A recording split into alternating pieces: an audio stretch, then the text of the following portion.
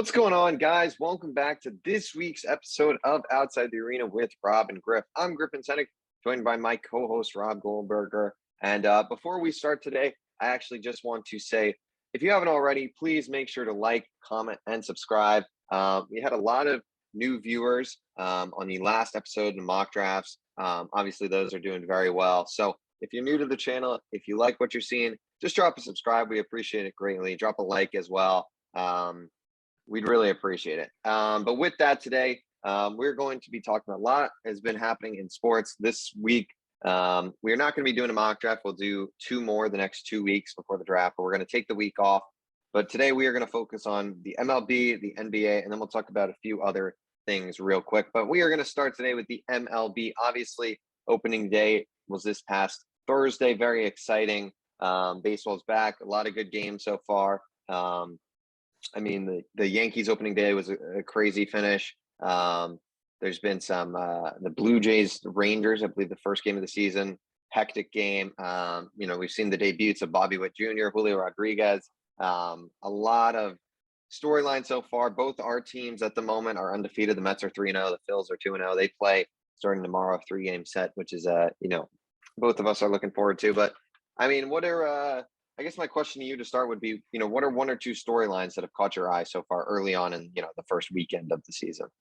I mean, obviously, I think the way the NL East, I think the biggest story, the NL East has been, I think, obviously, is going to be just very tough this year. They're beating up on weak teams, obviously, but I think both these teams are just teams that have very, the Mets pitching, the Mets pitching is definitely one of the storylines that's caught my eye. We're talking about that. I mean, Chris Bassett, we talked about it, a little bit yesterday, but he was unreal yesterday. Kyle Gibson as well was unbelievable yesterday for the Phils. He threw 7 scoreless. I mean, he was one of, Sean Manaea almost had that, he had no hits. Back to back. And then Tim Hill came in both games and gave it up. Yeah. Just, he's got to feel like a piece of crap. He better be buying those guys some dinner. But, yeah. I think, like I said, in terms of like a Mets Phillies perspective, I'm just really excited for this Mets Phillies for the series on Monday, Griff. I mean, I mean, I think obviously Garrett Cole maybe a little bit, a little bit rocky, but what are your thoughts so far, Griff? What do you think? What do you think? Yeah, I mean, you talk about the Mets pitching. I've definitely been impressed. I mean, obviously beating up on a team like the Nationals is not, it's expected, and that's what you want to see. You want to see success. But when you see guys like Tyler McGill put up 5 scoreless, Chris Bassett had a really good start, and these guys are, striking out Juan Soto, giving him a hard time. It makes you feel good and confident because Juan Soto is the best in baseball at the moment. So, if those guys are striking out him, I think they're in pretty good shape. The Mets, the one thing I'll say about the Mets is I just think the difference this year is just, I think the last year, I mean, you hear these players talk about last year that with the hitting coach situations, there was just too much analytics trying to complicate things so much that this year, Eric Chavez, the new hitting coach, just wants to simplify it, have them thinking about essentially just nothing up there, just trying to hit the baseball. But I think the difference of having guys like Starling Marte, Mark Canha, Eduardo Escobar, it's already showing. I mean, these guys are veteran players who get on base. They're good baseball players. And it's just something that a team like the Mets are lacking. And I would say same thing can go to the Phillies with Nick Castellanos and Kyle Schwarber. These are just big league hitters who, it's not these placeholder kind of guys. Like for the Phillies, for instance, I know some of them are still starting, but like an Alec Boehm type player who, he's one of these guys who has, he's like, I'd say JD Davis is more successful, but similar in that regard. I think these are guys that a better example is even like let me say somebody who like an Andrew Knapp type of characters might be who you're referring to, or like I know exactly what you mean. Like I think like these like somebody like the fact there's always potential and you just kind of ride with that, and they have one good year and then you kind of hope with that. I think that it's just, last year you obviously had Conforto had a down year. I think a lot of Mets have down years, but this year they have big league veterans. There's not these guys who are inexperienced, kind of trying to find themselves. These are guys with, sustained success at the big league level, which I think is a key difference for both the Mets and the Phillies because it just patches up so many spots. I mean, you already see Schwarber, Castellanos, they're killing the baseball. Marte, Canha, and Escobar have all been getting on base. So it's just differences, players like this that I think, honestly, I think it's part of the reason the Braves ended up winning the World Series is because, those players they acquired at the deadline, guys like Eddie Rosario, Jock Peterson, Jorge Soler, these are big league hitters. They're not superstars per se, but they're, guys who get on base. They're better than, the average player. And that's, that makes such a difference sometimes when you have real big league hitters in there instead of these guys trying to find themselves, these young players who just aren't quite at that level yet and, aren't experienced. And I think, it's clear that it's already making a difference. And I think also like by maybe the opposite side of that coin is like having young guys actually step up is going to be like an important piece this year for obviously, the Phil's pitching wise for sure. And the Mets overall, I think like with just to add to your point, like these are teams with guys. We're very NL East focused right now, as is not bound to happen. It's going to be inevitable this year, as is bound to happen. But I think like just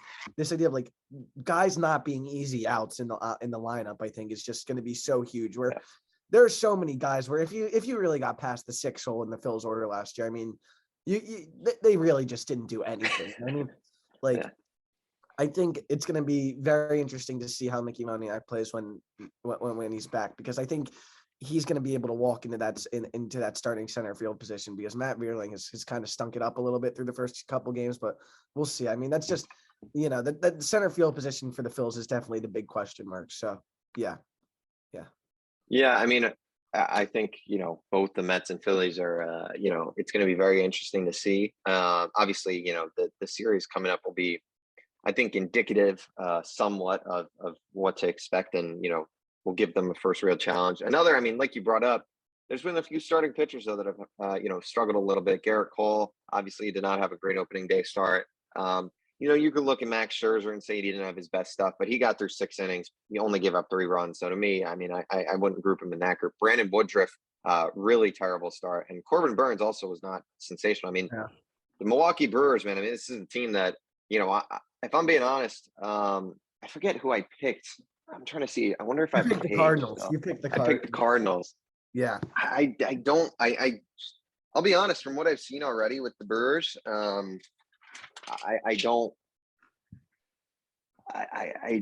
let's see. I'm trying to find NL. Yeah, we both picked the Cardinals, right? I mean, I'll be honest. I'm worried about the Brewers. I mean, what are your thoughts? I mean, they've kind of stuck out already as a team that, if that starting pitching's not there, it's going to be a really long season for them. Yeah, I mean, I agree. I think we talked about it before, but like, I have faith in that pitching, obviously. Like, I think Brandon Woodruff, Corbin Burns are like, there's not much that needs to be said about these guys. I don't have any belief that they're going to struggle long term, but I think it just goes to show, like, these guys need to be superhuman in order for like they were last year. It's as good as they were last year and as great as these guys are, it's just hard to replicate that production from last year's season. I think your point is sort of just like, these guys have to be like the best in order for the Brewers to win that NL Central against a good Cardinals team. And I see what you're saying, but I do think like having that combination of guys, it's also why I think the Mets are going to finish ahead of the Phillies this year. Personally, like if Jacob deGrom is healthy, which is a big if, obviously. Just like that combination of 2 elite guys is just so hard to stop. And Bassett always gets left out of the conversation. Like, after watching him pitch, like, this guy is like, he could finish with the lowest ERA out of any of those guys, honestly. Yeah. I mean, sorry to interrupt you, but I didn't even realize 2018 to 2021, Chris Bassett had the 3rd lowest ERA in the American League. It's pretty good. Pretty good. And I mean, I can jump to if that's a good segue. I just want to get something off my chest about the Oakland A's. Like, they just threw out this guy, and I'm not even going to remember his name, and I'm going to call him number 54. And he threw like 42 pitches in the 8th inning the other day and allowed like 4 runs. And it was just like, he should have allowed way more because he got bailed out by like 3 lines. He was terrible. And I was like, this is not an MLB pitcher. And I just want to say the Oakland A's are a disgrace to Major League Baseball. That's all I got to say about them. But listen, how about Bobby Witt Jr. in Kansas City? He's been electric so far. Yeah, he's made some good plays, had some big hits. I mean, we're going to talk about award predictions in a little bit, but I mean, I think that kid is, he's going to be special. And that, that AL Central all of a sudden is becoming very interesting. Yeah, I mean, definitely. The Chicago White Sox, day by day, it's just like another man goes down. I mean, right now Lance Lynn's out. They obviously traded Kimbrel for AJ Pollock. AJ Pollock just got hurt. Garrett Crochet's out for the season. Lucas Giolito is going to miss at least 2 starts. I mean, the Chicago White Sox right now are, I mean, they are crumbling, and they're crumbling fast. I mean, how worried are you about this team? I mean, I still think they're going to win that division because I think that, like, even with the injuries, I think they're still by far the best team in that division. I think, like, obviously, I like the Royals young guys. I like what the Royals might be building out there, but The they're Twins not are interesting. I'll be honest. far The away from Twins, and listen, like, the Twins have 2 superstar level players is the thing. Like, yeah. Byron Buxton. It's all about the health. It's all Yeah. about the health. He's not quite as good, obviously, so don't take offense. But he's sort of the position player, Jacob DeGrom, where this guy is as talented as almost anybody in baseball, but he cannot stay healthy. And they're certainly in that conversation if they can stay healthy. I mean, what do you think about the Twins? I mean, I really like the Twins offseason. I think they had a sensational offseason. I think, they bring in Carlos Correa. They already have Byron Buxton. Gary Sanchez, I mean, I'm not a fan of him per se, but, he's something. Gio Urshela, I think, he's a quality defender, quality player. I mean, they've got good guys. They traded for Sonny Gray, Chris Paddock. I mean, they're trying to win, and that's what you want to see in baseball. That's what, the whole argument was during this lockout is that, teams need to try and win. And, the Twins are, coming in the offseason, I kind of, after last season, you look at the Twins and you're like, they'll be whatever. They're not going to do anything. But, man, they went out and they're really trying to win. And I don't know if they're quite at the level where they're going to be able to win this division or they're going to be able to squeak in the playoffs. But you at least have to commend them for trying. And at least, they went out and, gave Carlos Correa, it was only 3 years, but $35 million a year to be, the highest paid annual position player, I believe. I mean, pretty impressive. Yeah, I think the concern just comes from the back end of that rotation. I just don't think it's good enough to win that division. Like, they just don't have enough pitching. And I mean, I just don't see a path. I picked them at the beginning of the year. I'm not going to change my prediction, 2 days into the season. Just the White Sox are going to win that division. But yeah. I mean, I agree for sure. And I mean, on the topic of big contracts, Aaron Judge obviously was heavily in the headlines. I mean, declining a 7-year, $213 million extension from the Yankees. Apparently, they were never even close to a contract extension. Pretty crazy, if I'm being honest. I mean, a guy who last season obviously managed to stay healthy, but before that has never really been able to be on the field for an entire season. Declines more than $30 million per year, over $200 million. I mean, what do you think about that? And what the future holds? I mean, you hear that he says he wants to be a Yankee for life, but then you turn down something like that, and it almost seems like this could be it for Aaron Judge on the Yankees. It's crazy. Yeah, I mean, I think clearly he thinks that. I think clearly.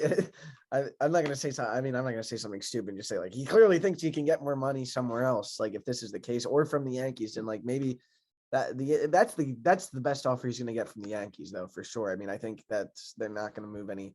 Those are maybe a little higher, maybe $2 million annually per year or something like that. But I don't think that's going to move. That's probably not going to move. I mean, I think he's looking for a mega deal.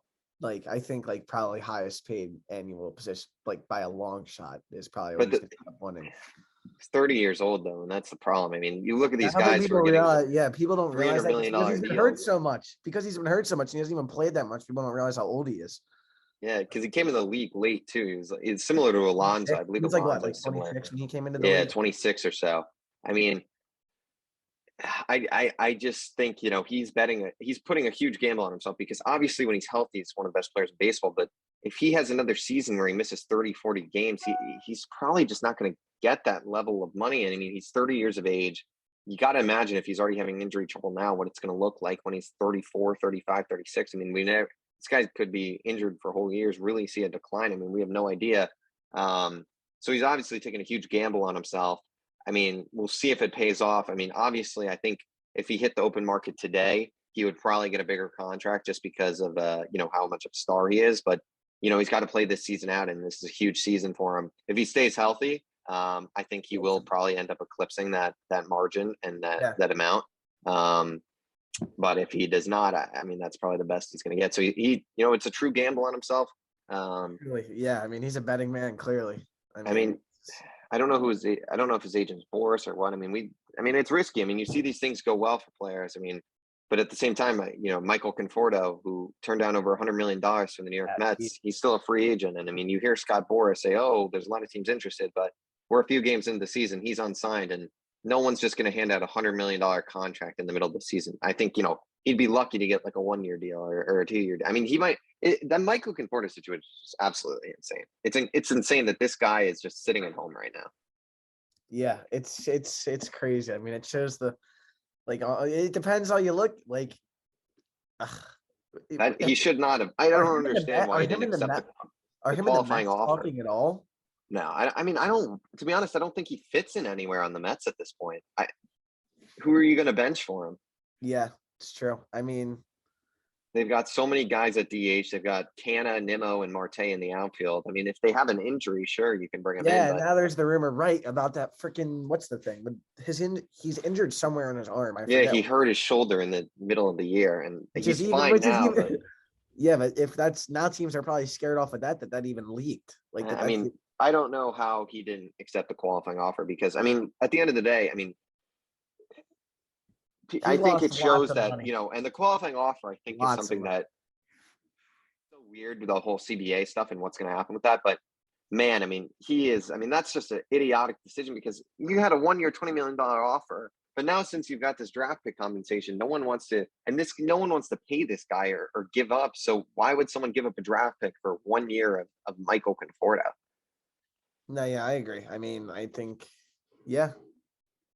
I want to say, like, it's crazy because I think like this is going to start to be a thing. Funny enough, like with more player agency and player movement in sports, I think you're going to start to see this more because like I think it's happened cross sports. Like I don't know if you know about this thing that's going on with the NBA.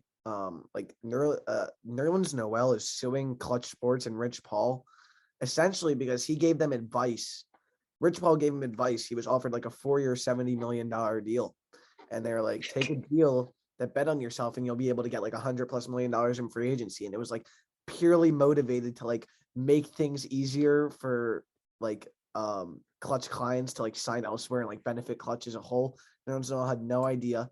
And like he's like, this is what he's claiming in his lawsuit. And like based on the whole like the Ben Simmons obviously represented by Rich Paul too, like this is what you're going to start to see with like player agency. So I think the question that has to be asked, I've talked about it before, is like how much of this is benefiting like the top 15, 20 guys of the sport and how much of it is benefiting everybody else. And I think it's different, especially in a sport like baseball, because you have so many hundreds of minor league players as well compared to like a sport like other pro sports. Yeah, and apparently, on literally the topic of that, there was rumor this week that Carlos Correa received a 7-year or so offer from the Cubs of over $30 million deals, but because of the agency switch, he never even heard about it. I mean, it's insane. That's crazy. And he would have taken that. Like, I think you got to thinking he would have, yeah. Yeah, I mean, or they would have at least been able to negotiate something because, I mean, I think he wanted to be the highest paid position player, but man, I mean, that's pretty bad. And I think it just shows, I mean, it's something that, there's cases where it works out, but at the end of the day, how much can you really trust your agent to do stuff and negotiate stuff for you? Because, Scott Boras, obviously he's so successful with a lot of these guys who are like elite superstars, but I mean, he tells all his players they have free agency, don't really sign extensions, but with Michael Conforto, you're seeing a prime extension of, and that's the problem. I mean, at the end of the day, you're getting an offer for $100 million. I mean, you're going to be set for life. Your kids are going to be set for life. Your grandkids are going to be set for life. I don't understand like the need to try and like not sign that contract to maybe get 10 to 20 more $1 million in like total. Like he was never going to get $200 million from anyone or even close. So if he's getting a contract extension for over $100 million, I don't really understand what else he's looking for because that's about the most anyone would pay a guy like him who's a bad defender, a solid hitter. But I mean, like, why would anyone give him $150, $200 million? I mean, it's insane. He can't defend. I mean, it's like, I don't understand what this guy was thinking. I mean, I think it sucks, obviously. I mean, to watch, like, it's like, too as I'm doing, but I think it definitely sucks because, like, I think, like, it's so tough to, like, sit here and analyze it, too, from an outside perspective because we don't, like, know we don't know everything at all, obviously. Right. Like we don't like there's always shit that comes out, sorry, for like, years later about something that'll be, Yeah. something said in the documentary, but like, yeah, I think it's just like that Carlos Correa story is absolutely absurd. It slipped my mind totally when talking about something, but yeah, it's crazy. I think, yeah, I mean, I think to me, on the topic, if we want to get back to actual the playing field, I mean, Dodgers, the Dodgers, Freddie Freeman, actually, sorry, remain off the playing field, I meant to say. This whole Ronald Acuna got himself into a little bit of trouble this past week, talking about, maybe there's something we didn't know about why the Braves let Freddie Freeman go so easily. I mean, that did I'll not. be honest. If that was, I mean, and then, but the funniest thing to me is he said it in Spanish. People heard him on his IG live, and then he tried to deny it. I don't get that. I don't get how that makes I'll sense. be honest. I mean, I obviously do not know Freddie Freeman. I'm obviously not in the Braves locker room. But from everything I've seen about Freddie Freeman, I think he is probably one of the nicer MLB players. No, that's what it seems like, right? Right? Like It's maybe he's a total scumbag. that would be the door. crazy.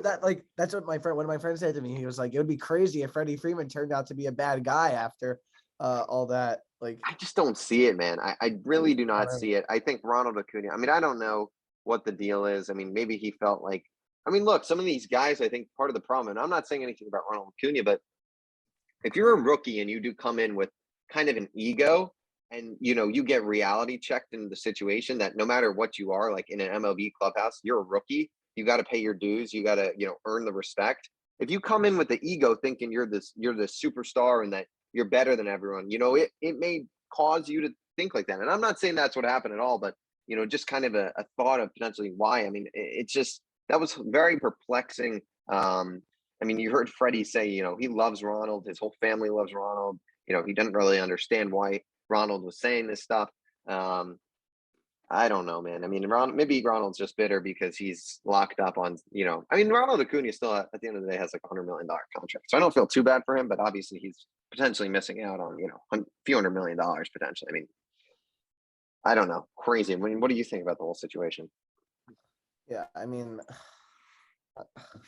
I just think like this the first like losing on a few $100 million is crazy to like think about. I mean, I don't know. I mean, realistically, he probably did. Once he a free agent, Ronald Acuna.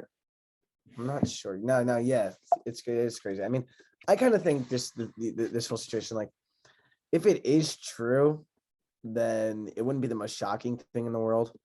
Like, I just don't know. Like, I'm just bewildered. Sorry, I'm focusing on a totally wrong aspect of this, but I'm bewildered that he tried to deny it on Twitter after he was like, after he said it in Spanish. Does he think that people can't speak and translate Spanish? I don't really understand that, but yeah, I think if it is true, I just think like Freddie is such. I just can't imagine it being true because Yeah, I can't. Like I can imagine that my guess of what's going on really is like they just didn't like they weren't close probably like they probably just didn't have a great relationship and like Yeah. it's probably like his original response really was just like, are you going to miss Freddie Freeman? And Ronald Acuna was like, nah. And like, I think that was probably like, then they kept asking questions. I think that's essentially like the general sentiment probably from both of them is that sort of that. And the Braves were content with, getting a great replacement and giving Acuna the keys. And I guess like, if that's the case, that's not a bad way to trade. It's not a bad way to take your franchise. So I looked up the Ronald Acuna contract, 8 years, 100 million. He signed through 2026, and there's a 27 and 28 team option. I mean, they just took that man's career essentially. Yeah, they did. I mean, he'll get a lot of money. He'll get a lot of money for a second. Yeah, but I mean, no, I know. 5 years from now, I mean, you don't want to take. I mean, if you're the Braves, man, crazy. And that's why you see Juan Soto not signing one of these stupid deals because he's just like, I'm going to get $500 million. And Juan Soto is going to have the richest contract in MLB history, I think, for sure. Yeah. No, without question. All right. I think one last topic I have on my mind before we jump to the NBA. I do want to touch on the Los Angeles Angels. I mean, Mike Trout, we did see him hit a home run last night. Noah Syndergaard looked very good. He pitched, I believe, like 5 1/3 scoreless. I mean, what are your thoughts on the Carlos Carrasco, it seems, has given up a home run to Yeah, Nelson so, Cruz. that's a surprise. A shocker whatsoever. Good guy. Yeah. Carlos Carrasco, I just think he's lost it, to be honest. I don't think he has the juice anymore. Alrighty. I mean, the Angels, we talked about them. Neither of us had them in the playoffs when we predicted it. What do you think? I mean, after seeing them play the Astros, I believe they're 1-2. I mean, they played all right, but what do you think? You think this team is capable of winning, or No, like obviously that's a different question than do I think they're gonna win. Well, I what think do you they're think? capable of winning. I mean, yes, but what do you think after watching them for a few games? I mean, do you think this team has the Yeah, I mean, potential to? I think they're You can go. required. I think it was just lagging for a sec. Yeah, No, sorry. Oh, yeah, that's a little weird. I mean, I think, like I said, it all depends on the pitching. They're relying obviously on something that I don't think is going to happen, which is Noah Syndergaard transforming back to his old self. Obviously, they gave him $21 million this year to do that. It's kind of crazy, but pitched I don't well. I know. mean, yeah. He pitched well last night, but at the end of the day, it's 5 1/3 innings, and he only had 1 strikeout. So that to me is like a little alarming because this guy used to be able to blow hitters Yeah. away, and if he doesn't have that X factor anymore, I mean, like, yeah, last night could have been an example of where he was just getting outs and balls were falling in the right spot for the Angels, but Noah Syndergaard only having 1 strikeout is definitely kind of alarming, and I mean his velo is definitely not what it once was. What was that sigh for? Back-to-back hits. Hoskins at 107, Castellanos at 103, both outs. Brutal. Yeah. Brutal. All right. brutal. I think with that, we will. Oh, all right. Let's do. I said we'll do some award predictions. So we'll just do the main four: MVP, Yeah. Cy Young, Rookie of the Year, and Manager of the Year. We will start with Manager of the Year. AL Manager of the Year. What do you say? I say, And this is totally neat. None of us have thought about any of this, so this is just off the dome. I'll go Cora. Alex Cora. Interesting. I'm gonna go for. Forget his. Oh God, did he give him another home run? Oh no. What's the manager? Charlie Montano, I believe, is the Blue Jays manager. Montano. Montoya. Montoya, something like that. Yeah, that's who I think the Blue Jays are going to be really good, and I think he'll get the Manager of the Year award. Yeah, it's a little bit of a hard one to predict. Yeah, we'll do it anyway. NL Manager of the Year. What do you got? Definitely not Joe Girardi. I'll go. I have the Braves to the East. I'll go Brian Snitker. Brian Snitker. Brian Snitker does not look like he should be managing baseball. That's all I have to say about Brian Snitker. I'm gonna go with. I want to pick Dave Roberts, but like he's got such a good team. It's like Dave Roberts is not like he should not be considered for any type of award. Man, I don't think it's gonna be. I'm gonna go with Dave Roberts, man. And these awards are just so weird. I mean, I can't give it to Joe Girardi. I'm not gonna give Buck Showalter. I don't think will win it because the Mets have such a stacked roster already. Padres, Braves are like the Cardinals. Like I'm not gonna even to that guy. I'm gonna go with Dave Roberts. We'll move on from Manager of the Year. What do you think about AL Rookie of the Year? I'll go with Bobby Witt Jr. To be honest, obviously it's close between him and Torkelson, but I'll go with Bobby Witt. I think he's been and Julio Rodriguez could be. And Julio Rodriguez, but I'll just say because he's had a really hot start, so I'll go with Bobby Witt. That's who I have too. I think Bobby Witt is a true superstar. I mean, this AL group of talent that's debuting this year is it's amazing. I mean, it really is compared to the NL. I mean, the NL really, I'm already thinking about NL Rookie of the Year, and I really don't have a name in mind. I got a guy. I'm gonna back my guy. I'll go with Bryson Stott. Bryson Stott. I'll back my guy, but it'll probably end up being Seiya Suzuki if we're being honest. Oh, I forgot about him. But I'll back the Phillies guy, but the smart pick would be Suzuki. I'm trying to think, like CJ Abrams is there, but I don't think he's going to get enough playing time to like be Rookie of the Year. I don't know. I'm going to go Seiya Suzuki. I mean, that's a good one. I think that is. I think it's a safe bet. I mean, I really can't think of many rookies right now in the NL. AL Cy Young of the Year. What do you have?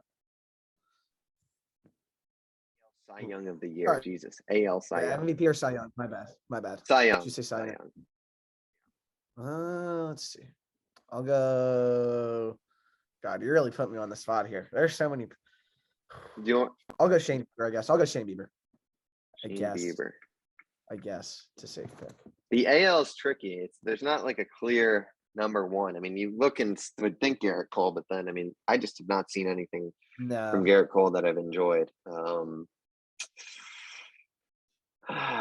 Let's think here. Let's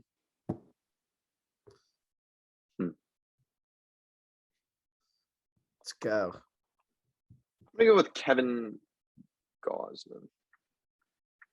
No, that's a bad pick. You can't go with him. He's not that good. This is tough. It really is. The AL is weird. The AL is really weird. Yeah, it is. Giolito doing a good shot, but he's hurt. Yeah, Giolito's hurt. Man.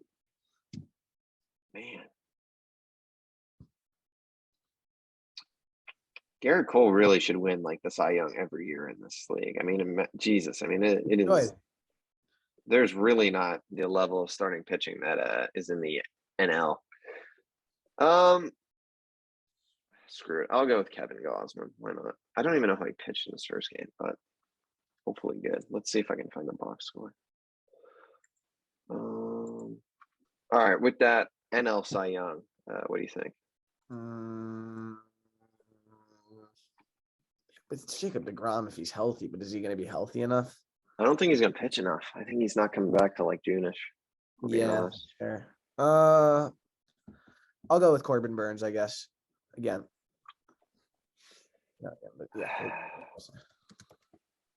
NL Cy Young. I'm going to go with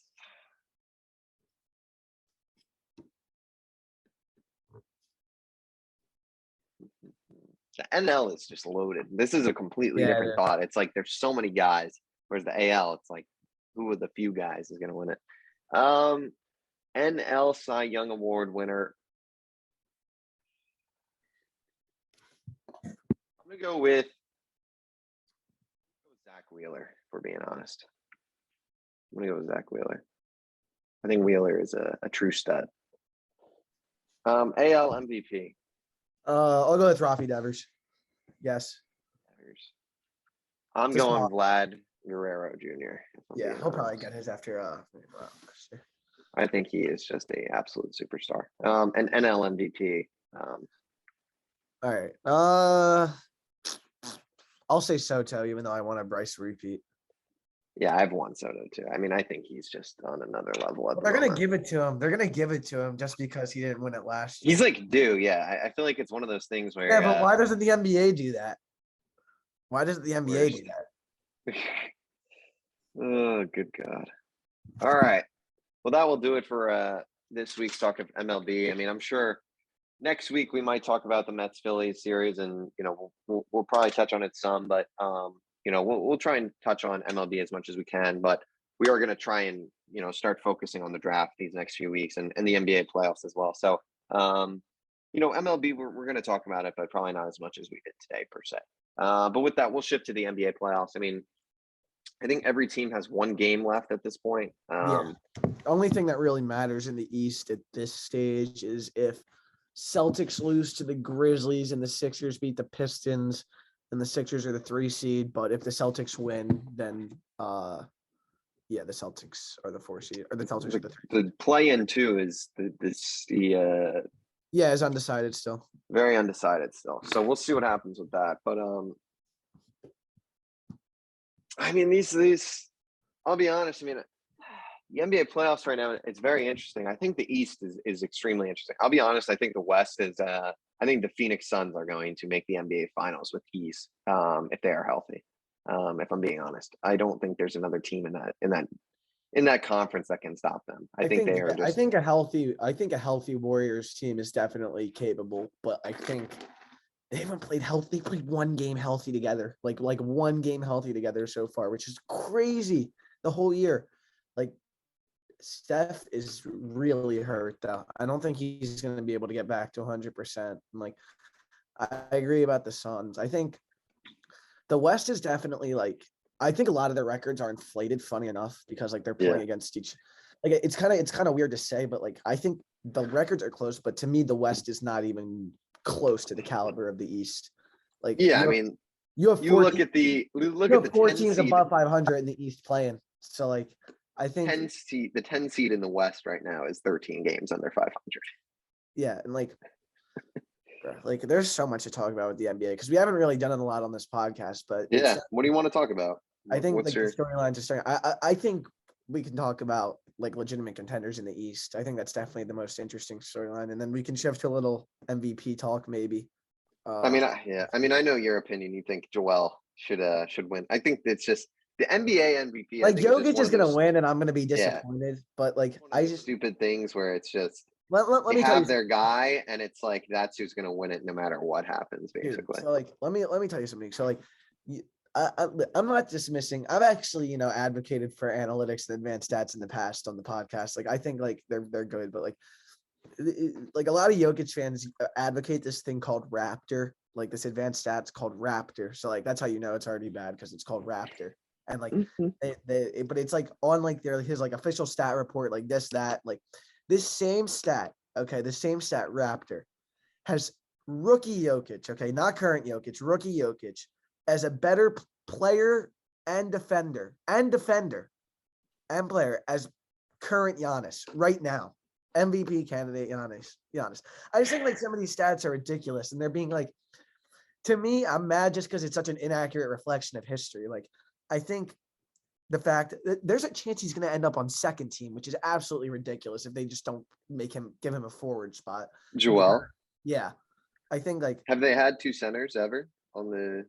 No, but they make positional exceptions all the time. Like DeMar DeRozan doesn't play forward, and they're going to give him a forward spot so they can get him on first team probably. I don't think he's going to make first team. No. I don't think so. You don't think? I think he'll probably make second team. No. Because I mean, first team. The first team should be Luka, Devin Booker, Giannis, Embiid, and Jokic, in my opinion. I think if you're going to do that, you have to have Embiid. If let's say Embiid is not. They put him on second team, which would be a joke to have. But who would you put? You would put DeRozan or LeBron? I think you got to put LeBron. LeBron played 56 games. I don't know. No, LeBron, you can't. You can't have a team. So where would you put LeBron? Second team then? No, I would have LeBron probably on third team, and I'm a big LeBron guy, as you know. But I would probably have him on third team. I guess I think Pascal Siakam should probably make it over LeBron, to be honest. Okay. Griff. LeBron averaged 30 a game on like LeBron had his team also had 30 wins. That wasn't his fault per se.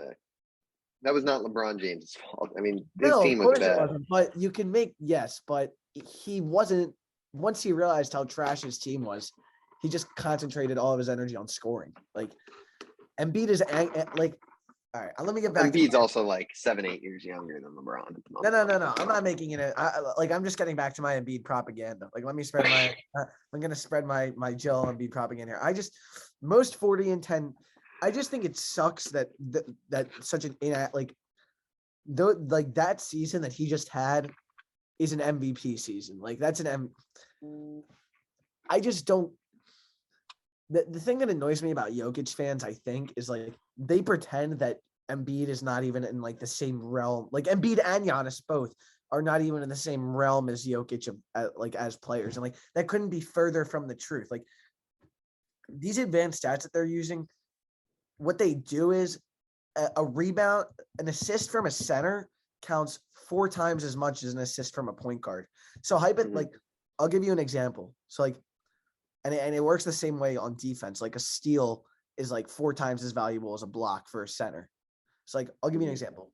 So if you just did the thing where if you just hypothetically switched Kyrie Irving's position to center, like if that was just the case and you just made that arbitrary and did that, then in the 2016 finals, he would have hired their favorite defensive stat to highlight that they claim that Jokic is a better defender than Embiid. They cite this stat called defensive win shares. And defensive win shares currently this like would have had Kyrie Irving as a better defender than LeBron James in the 2016 finals.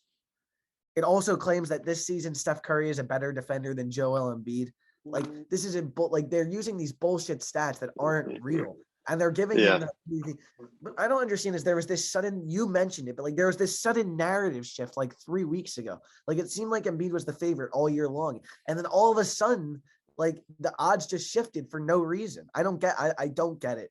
I think like Embiid has been consistently dominant all year long. And since he was out for 9 games with COVID, he's averaging 32, 14, and 4 on 63% true shooting percentage. That's ridiculous. How is that not going to win MVP? I don't get that. And I think, Jokic, listen, the thing is, Jokic and Giannis are both having MVP years, but I think like people try to discredit Embiid way too much. They say, oh, he's a free throw merchant this, free throw merchant that. Like, I just don't like the reason he shoots so many free throws is because nobody can guard him. And the only reason people complain about him shooting free throws is because like, he makes them at such a high clip. You've never seen a big man that gets to the line at such a high clip and can make 85% of his free throws. It doesn't happen. And people, because he makes so much and is so consistent about it, like, I don't get it. And like, people are pointing to this loss against the Bucks that Embiid can't compete with Giannis. Like Embiid beat Giannis without Harden before the All-Star break. He put 42 and 10 on his head. I don't understand it. Like Embiid dominates the best defenses in the NBA consistently. He had a 40-point triple-double on Allen and Mobley when they were both healthy, who, as you know, are one of the elite defensive combinations in the NBA. I think Joel Embiid gets discredited way too easily in these conversations. And I don't understand really what's happened for this to go from a neck and neck race to a Jokic blowout. That's my gripe. I don't understand how it went from neck and neck to Jokic blowout. Yeah. I mean, I'm looking at his stats right now. I mean, Nikola Jokic, I didn't even realize 27 years of age. He's still so young. It's insane. He went in the same draft. He went in the same draft as Embiid, funny enough. Embiid went 3, he went 41. Obviously the greatest draft steal to ever live. But yeah. Do you think the greatest draft steal in NBA history, you'd say? I think without probably a doubt, one of them. He's won an MVP. Without a doubt. That's true. Jokic is older. Embiid is 11 months older than Jokic. So they're not that. Yeah. But I mean, look, I think you look at Nikola Jokic. I mean, I think it's an unfortunate situation because, like you said, these 3 guys, and there's guys like Devin Booker who like is having an incredible season. Jason Tatum and Luka, well. And these guys aren't even, they can't even qualify to get in the conversation. It's insane. I mean, yeah. I think Jokic. I mean, I think that the MVP at this point has become a stats award. If I'm being honest, I think I think that you look at the James Harden. When he averaged 34 was the year he won like MVP, right? No, he averaged 36 and 10 and 8 and didn't win MVP, and Giannis won it. Okay, so I guess I was how wrong. Crazy is that? But, how crazy? I mean, I think that you look at Nikola Jokic, and I guess he's a little more efficient from the field. Obviously, he's a better passer. Rebounds are pretty similar. Scoring, you give Embiid the edge. I mean. It's really tough because, I mean, the whole nature of the MVP award, it's just become a disaster because LeBron James should have won so many more MVPs in recent years. I mean, just so many more. And I mean, look, Nikola Jokic, I mean, I think let's say you actually look at the true definition of the award, most valuable player. If you take Jokic off the Nuggets and Embiid off of the Sixers, I think the Nuggets would be in a worse situation. So if you actually look at the definition of the word, you can understand Nikola Jokic. But I agree. I mean, but before that, I think it's a really close. I mean, I'll be honest. I probably haven't watched enough of these two to give an actual, a legitimate opinion on it. I think like Giannis is sort of in this like LeBron type of situation where he's definitely good enough to win it. It's just like they just don't want to give him it every year. Yeah. Yeah. And look, like it's almost like and obviously like if Kevin Durant had been healthy for long enough, like he'd be in this he'd be in the MVP conversation easily. Like I think like the sheer like there was almost, I would argue, in the mid 2010s, a little when the Warriors and Cavs were dominating, I think like there was a little bit of a secondary talent drop off, like in the NBA between like the early 2010s and like the early 2020s. But now, like to me, I know if there are any old heads, I guess, pissing off, like to me, like there's too much talent in this league right now. Like you meant, like these guys are all capable of winning an MVP any day.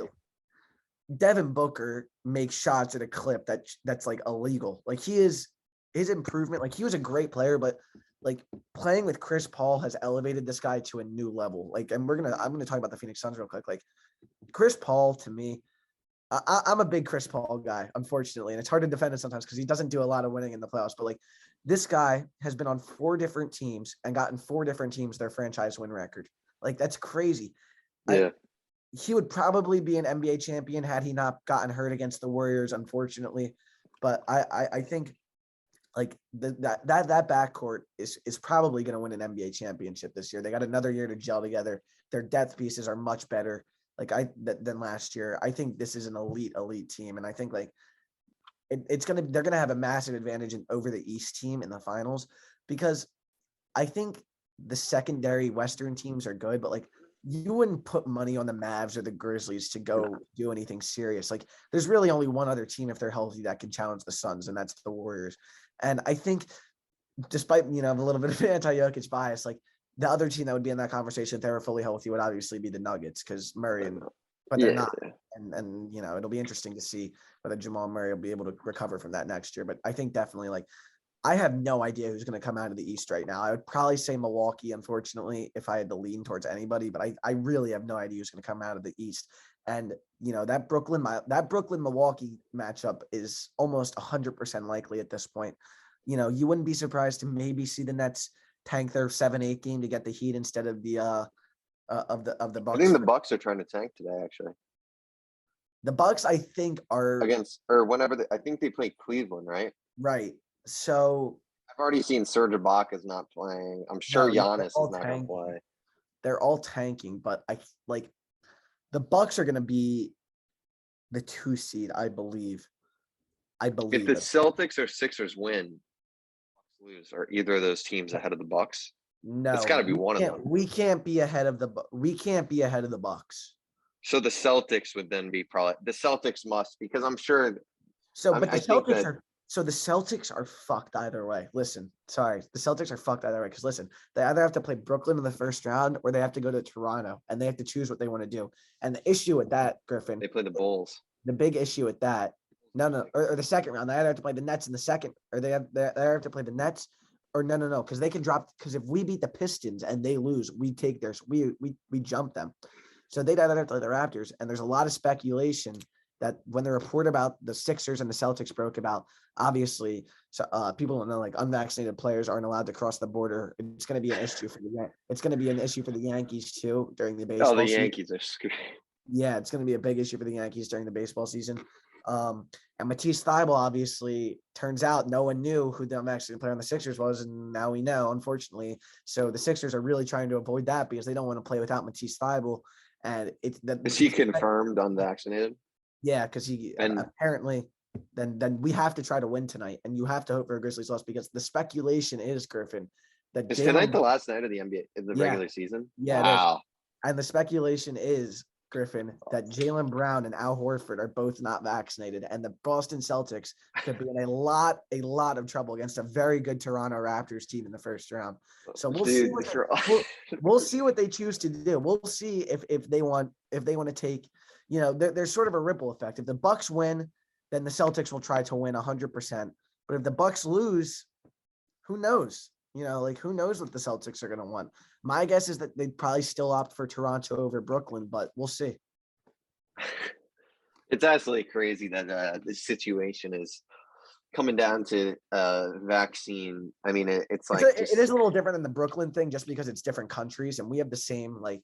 No. I understand that. I'm not saying like I'm saying it's just like the reality is just insane. Yeah, it's like crazy. Like it's kind of crazy. Like we know Trevor's story because he had to sign in the AL East. Like the Red Sox made him get vaccinated beforehand, which is kind of, we like I don't know if you saw that story, but yeah, I did see that. I mean, they're committing $100 million to him. Like I just wonder. Like I'm not like I'm the furthest thing from trying to get political.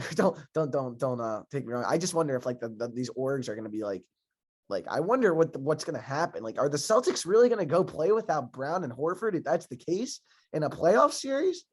Like you said, the reality of that is stunning.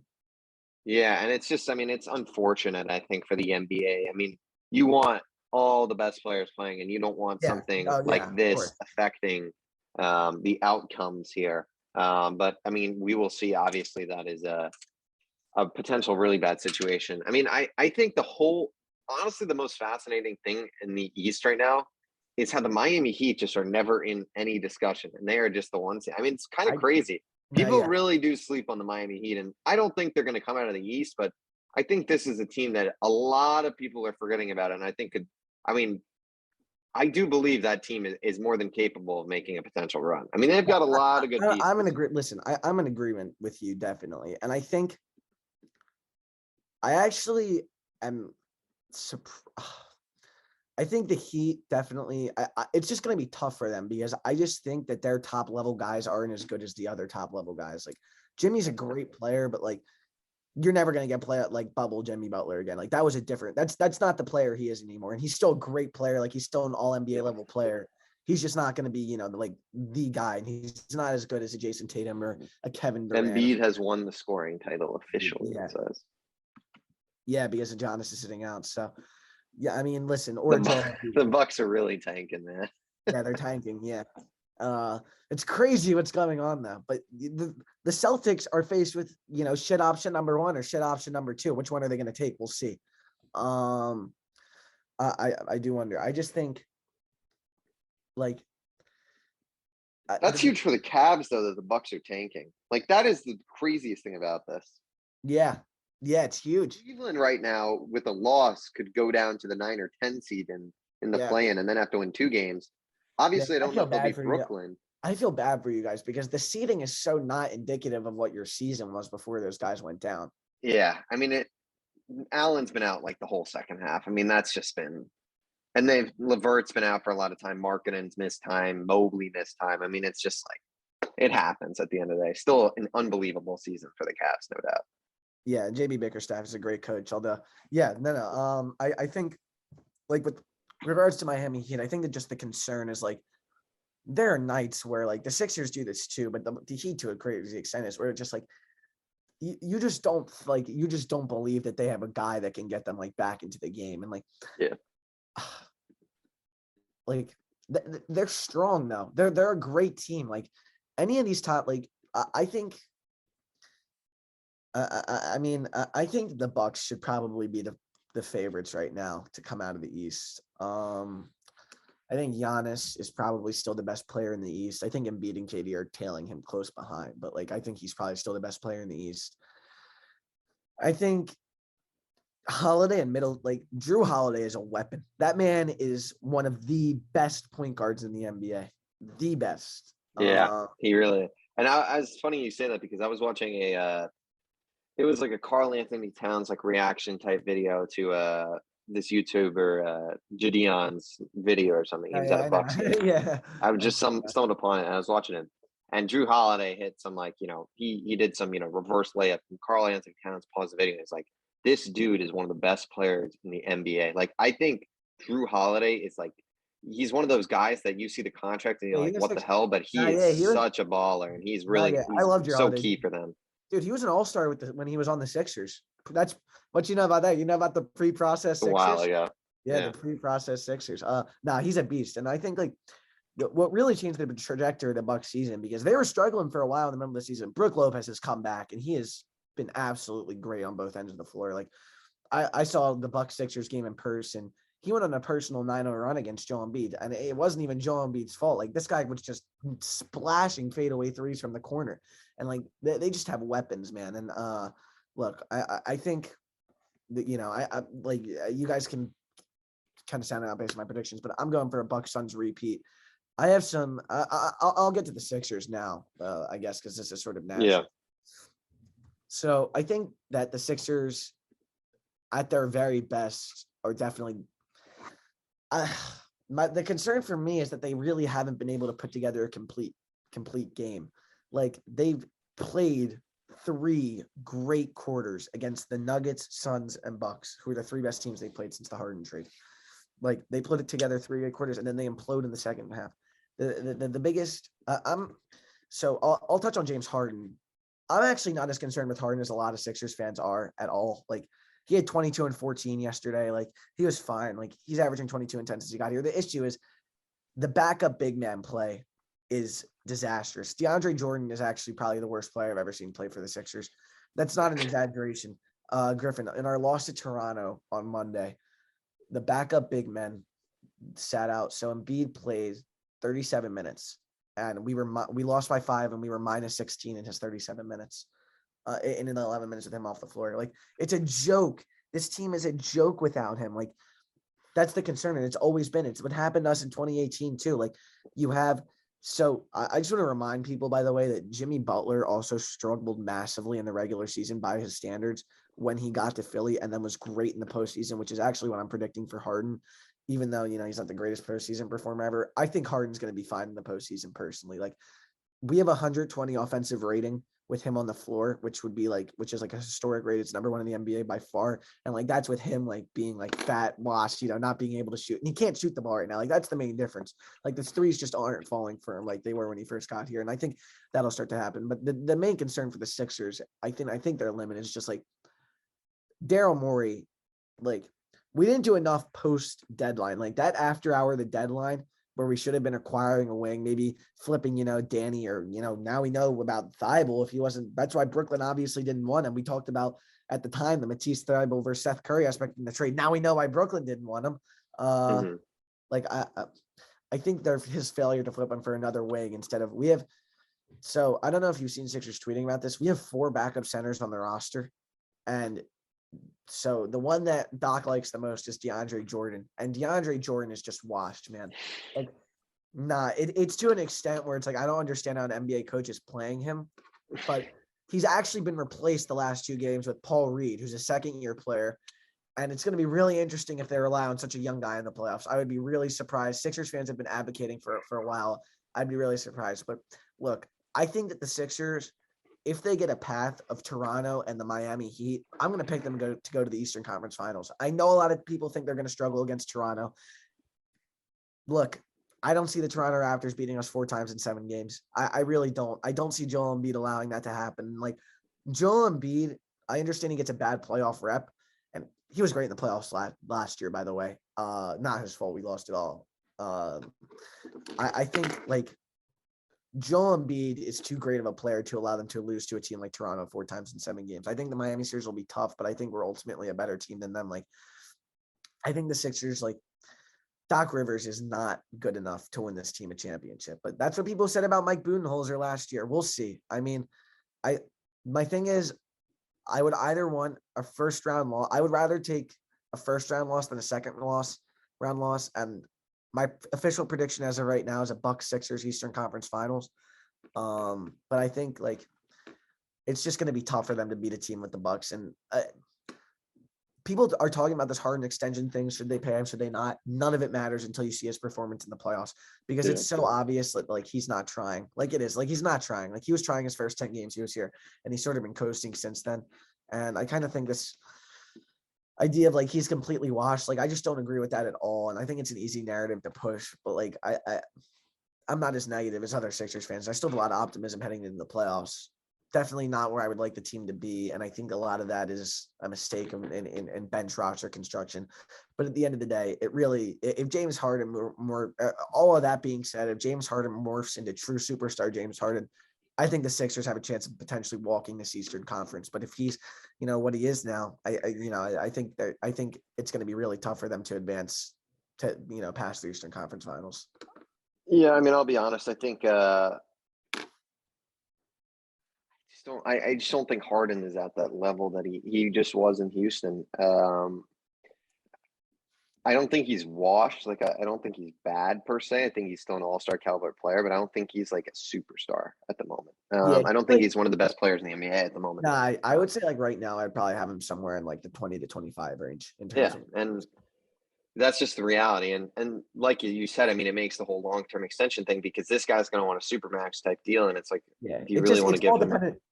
It's all dependent on the playoff play. Like you can't, like I'm not going to say anything now. If he plays like shit in the playoffs, like it's a whole different discussion. Yeah. Like It's tough though because I think that obviously if he plays good and like you feel like they have to almost extend him after trading for him and giving up what they gave up, but like if they give him a 5-year deal or something like that of that nature, like it's going to be a bad few years at the end of that contract. Like he's going to. I don't.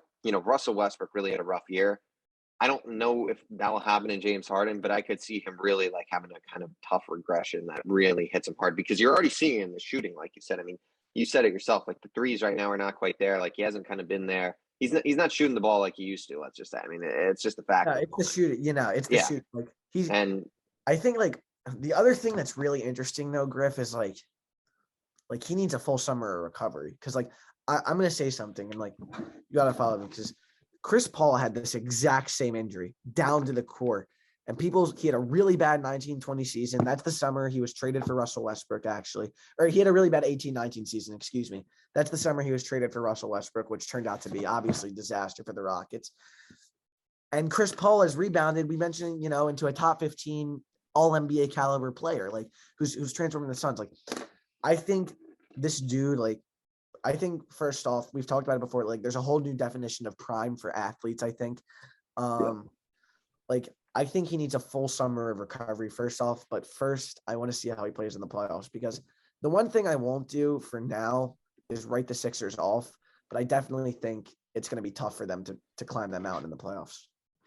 Yeah. All right. I mean, I think the last kind of topic I feel like we've covered really everything.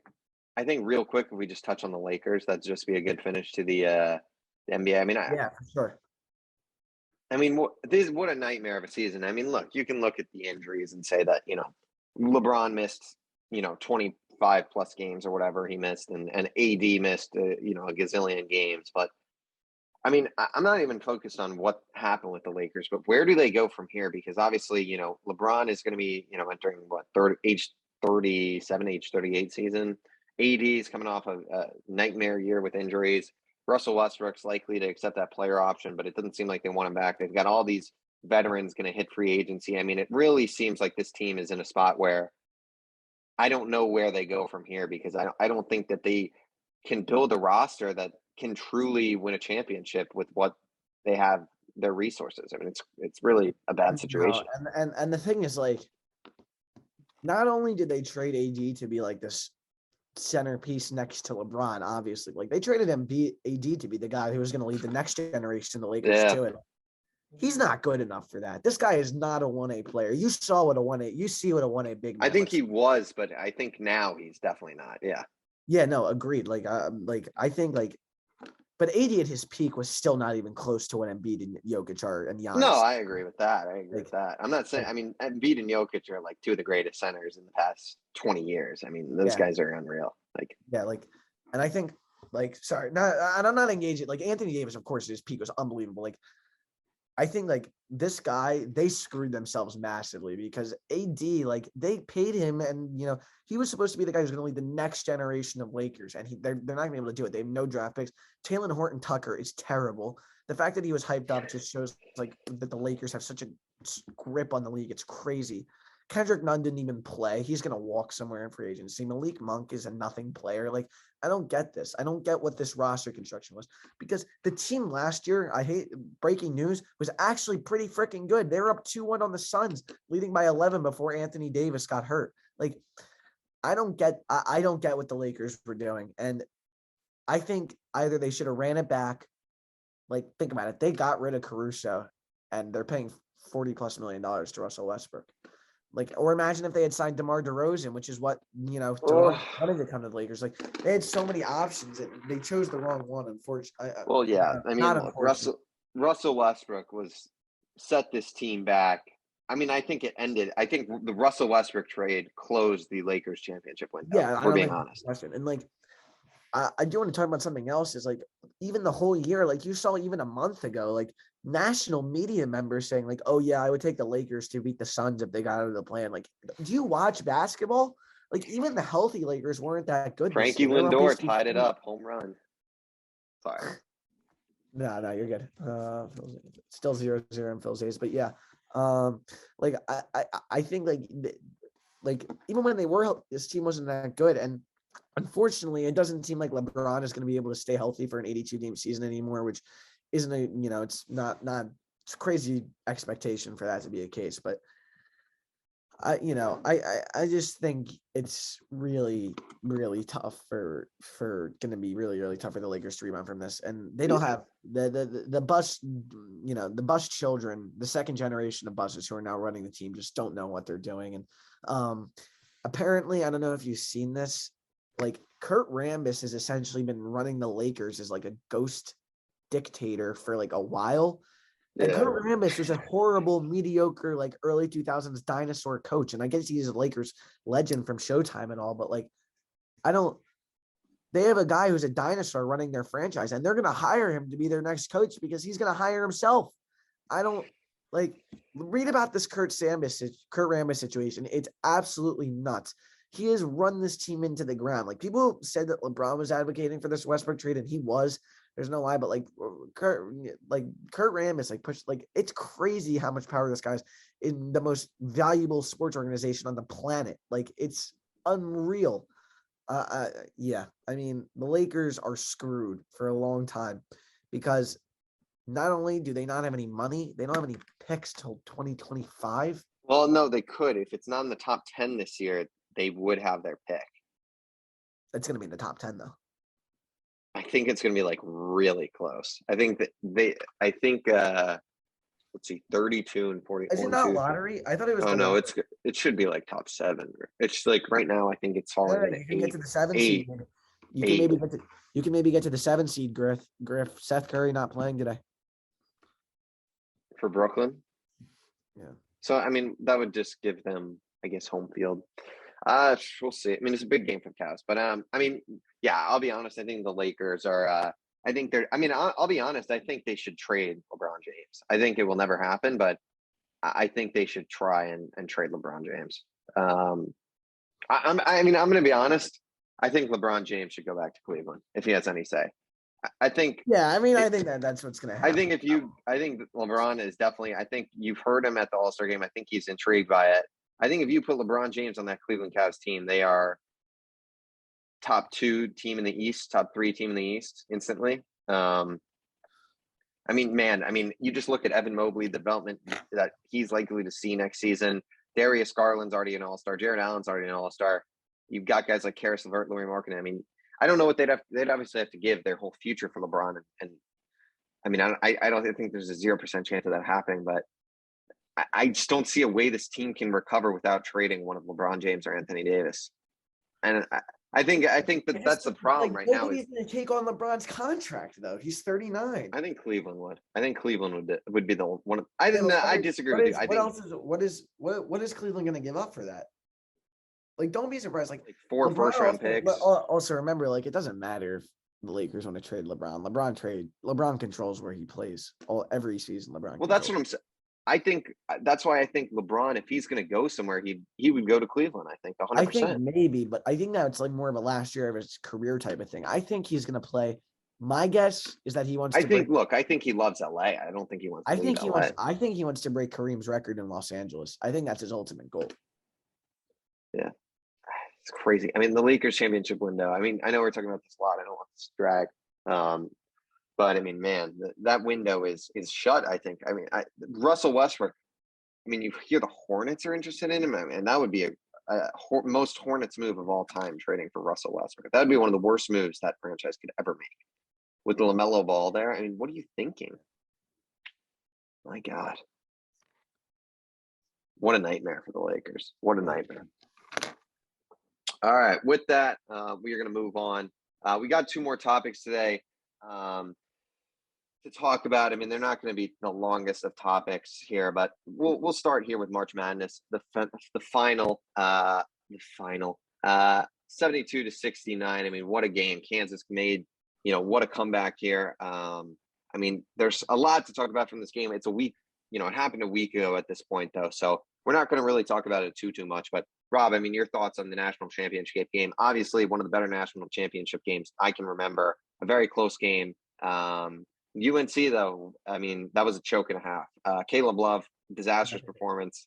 Listen, what do you remember, and what are your thoughts about the game? Choke and a half. I mean, you're not going to win with Caleb Love shooting that poorly, but at the end of the day, Griff and I talked about it before, but that they sort of live by the 3, die by the 3, and that one of those games is bound to happen in the tournament. And it was unfortunate that it was the national championship game. But look, I think there wasn't much separating those teams at the end. UNC didn't get a bad look at the end at all, but UNC was exhausted, man. We talked about it. The 5-man rotation, and at the end of the day, they were hurt. They really were. They were banged up all over the court. Armando Bacot obviously was that loose. I don't know how he made it the whole game. Well, no. Did you see what happened at the end, though? You see why he ended up going out? Yeah, that's what I'm saying. I'm saying I can't believe he made it as far as he did. Yeah. Pretty crazy. And Brady Manick was very clearly playing severely concussed. I can't believe they let him play like that, but it was the national championship game, so they let him play.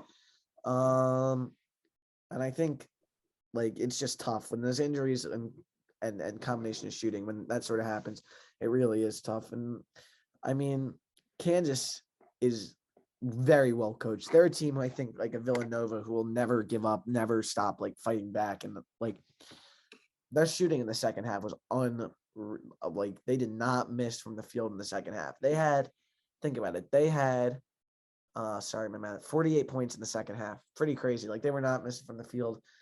David McCormick sort of took over that game at a certain point, especially at the end. Once Bacot was out, yeah. Once Bacot was out, David McCormick took that game over, and that was really the difference at the end of the game. Was Armando Bacot not being healthy, unfortunately. Yeah, I mean, yeah, I kind of said it in my prediction. I mean, I did pick UNC, but I said with UNC the key is that rotation. If those guys, that 5-man rotation, because Puff Johnson did play a very good game when he was in there, but they need those 5 guys in there. And Leaky Black early on in that second half had to come out of the game because he got in foul trouble. And that was, as good as Puff Johnson was, that was a problem for them. I mean, it really was. Armando Bacot had to miss some time. Brady Manick was missing minutes in there. I mean, it was definitely not ideal for this UNC team. I mean, what a comeback from Kansas. Christian Braun played amazing. David McCormack, like you said, played great. I mean, what a win. I mean, it's been a week at this point, so I feel like it's hard to really say much more than that. But a very good game, and UNC, Caleb Love. I mean, that's a brutal way to end the tournament because he really had a sensational tournament, and he's probably going to be remembered for one of the worst national championship performances of all time. Yeah. All right. With that, we'll move on to our final topic of the day, and that is the Philadelphia Eagles New Orleans Saints trade, which I actually have to look up. I don't know the full details. It's 16. We gave them 16 and 19 for pick 18 and their first rounder next year. Plus, we got a second and a third, and we gave them a third, I think, a couple years. I mean, I'll be honest. I really like that trade for Philadelphia. I love it. Yeah, I love the trade. Yeah. I mean, you move back. I mean, I guess you give up a first. I mean, the Saints are banking. The Saints are essentially banking on themselves with this trade, is what they're doing. I mean, number 16 is interesting because, I mean, in my mock draft, I do have that being do the Eagles have 15? Is that what they have too? The Eagles have 15, right? Yeah, 15. Sorry about that. Adam Schefter on in the background. Oh, and I totally forgot also, both of us, I think, send our condolences to Dwayne Haskins' family, friends, teammates. Obviously, very tragic. I loved watching Dwayne Haskins at Ohio State, so it's just absolutely horrible what happened to him. And prayers to him, his family, and teammates. It's just awful. So unlucky, Jesus. I know it's just horrific. I mean, it seems like he was a great guy. Really, There's a questionable tweet from Adam Schefter yesterday. I know, that's why I remembered it, because I just heard Adam Schefter's voice. I mean, yeah, I don't know what Adam Schefter was thinking. I mean, that guy's had some bad moments. Yeah, Adam geez. Schefter. I mean, as a person who's trying to go into broadcast and media for a career, definitely something to learn from there. Yeah. But yeah, I mean, this trade is I think Philly has 15, right? You said so. Yeah. In our mock drafts, that's been a spot where Chris Olave is available, and I think that's huge for them, because I think you they're get the taking a wide ability. receiver. They're taking a wide receiver with one of those 2 picks. And I think Philly at that spot, I mean, 16 is an interesting pick, because I mean, I think it's a good pick. I think there's going to be a lot of guys there, but is that going to be a spot where the Saints are looking for Olave or Jameson Williams type player? I mean, I think what you're discounting here is they might be getting to load up for a quarterback. They might be going to get up and get a quarterback. I don't think so, man, possible. because they just traded a first. They traded a first and a second. They would have saved that if they were saving up for a quarterback. I don't know. We'll see. I'm not. But 2 firsts this year is I think if Kenny Pickett or Malik Willis are there at those picks, I don't think they're. I think they'd take them, but I don't see them trading up for losing more draft capital. Wow, Vlad Guerrero Jr. 467-foot home run. Christ. But I think New Orleans is betting on themselves. The Bills are losing, Griff. Oh no! What's the score? 1-0. Sorry, 1-0. Okay, that's not that bad then, Rob. I think the Saints. I mean, it's a good trade, I think, for both teams. Saints are betting on themselves and betting that first rounder next year is going to be, similar spot or worse. So, but for the Eagles, I mean, this is another trade that you like, because for them, that I honestly don't think the Saints are going to be in sensation. I think the Saints are probably going to be a 500 team, to be honest. Which in that case, it's probably a better pick than pick 19. So, hey, I think it's a good move for the Eagles. We heard they were trying to do some stuff, but they still have 15 and 18. So they're going to be in business there no matter what. And they have some flexibility, next year for a quarterback if they want to trade up. This trade is clearly a CJ Stroud, Bryce Young insurance trade. Like, they have 2 picks, and they're going to have that. They got a 2nd-round pick from those first 2 picks next season. I mean, let's say Jacksonville's really next year, though. Should those 2 even play next year if they were smart? They will, but they shouldn't, because their draft stock's only. And you also have to remember that there's another generational prospect that would be at number 1 in any other draft, and that's Will Anderson, the edge rusher from Bama, who's going to be. Those are almost. So here's the thing. Almost confirmed that those are the top 3 picks, unless there's another quarterback that emerges, which wouldn't surprise me. I mean, that seemed to happen, but let's say Jacksonville has the number 1 overall pick again for the 3rd year in a row. Let's say they're really bad.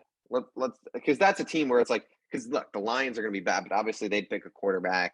The any team that's bad, a team that wouldn't take a quarterback, a team right? You go Will Anderson, because at that point for me, I think you have to trade that pick, because I think for one of those guys you're going to get an ungodly. I mean, look at the trade for the 3rd pick last year for Trey Lance. I mean, I think they'd get an absurd haul for the number 1 overall pick next year. I think a team like the Eagles, if Jalen Hurts disappoints, which unfortunately my prediction, I don't think he's going to be up to the standard that the Eagles are looking for. Like the Eagles, that 2023 first rounder and 2024 second rounder. That's exactly what they got. Because let's say Jalen Hurts plays well, now we're stacked. Now, if Jalen Hurts plays well, that's the dream scenario, because now we're stacked. And ideally, but if not, they have capital, and they're going to go move. They're not going to finish. They're not going to be one of the worst 5 teams in the NFL this year, probably even one of the worst 10. And they're going to have to go up and get. They're going to have to go up and get one of those 2 guys. And if Jalen Hurts isn't their guy, we've seen Howie Roseman do it before, going up to get Carson Wentz. They'll go up and get Justin Fields. Not Justin Fields. Sorry, CJ Stroud. They'll go up and get. I think you're 2. I mean, already you would have 2 firsts next year, a second, and a second for 2024. I think if you gave your 2 firsts, I think if you gave next year the 2 firsts, your second, and then that 2024 second, and then maybe you threw in a 3rd rounder from that year, you could probably pull something off. I think for sure. I just don't know why they gave us that 2024 second. Like, it doesn't really make sense because Yeah, the trade was that's an otherwise. overpay, I think. Yeah. Yeah. Yeah, for sure. I don't know. Going to be very interesting. But with that, I think that will do it for this week's episode of Outside the Arena. Thank you guys so much for watching. Appreciate it greatly. Like I said in the beginning, make sure to like, comment, and subscribe on the video. Follow us on Instagram at Outside the Arena Podcast, and Apple Podcast, and Spotify at Outside the Arena.